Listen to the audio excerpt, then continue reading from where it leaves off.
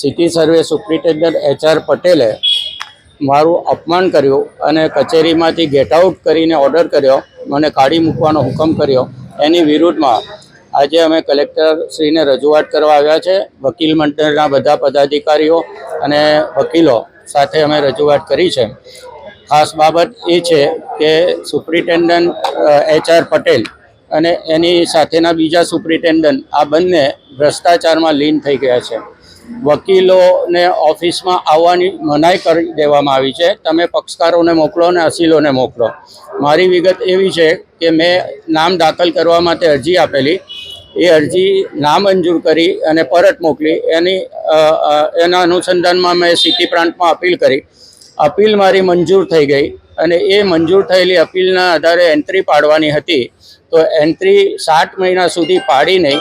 અને હું જ્યારે તપાસ કરવા ગયો ત્યારે સર્વેયરે એવું કીધું કે તમારે સુપ્રિન્ટેન્ડન્ટને મળવું પડશે, કારણ કે તમારું કામ બાકી છે, સાહેબે સહી કરી નથી.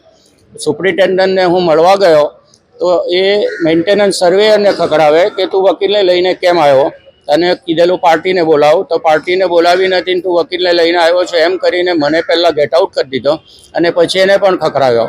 એટલે આ રીતે અસીલોને બોલાવીને ભ્રષ્ટાચાર કરવાની આ લોકોની ટેવ પડી ગયેલી છે અને મોટી મોટી રકમ માંગે છે. કાયદેસરનું કામ કરવા માટે પણ મોટી રકમો માંગે છે અને પ્રાંત ઓફિસના હુકમનો અનાદર કરીને કન્ટેમ્પ ઓફ ધી કોર્ટ કરી છે.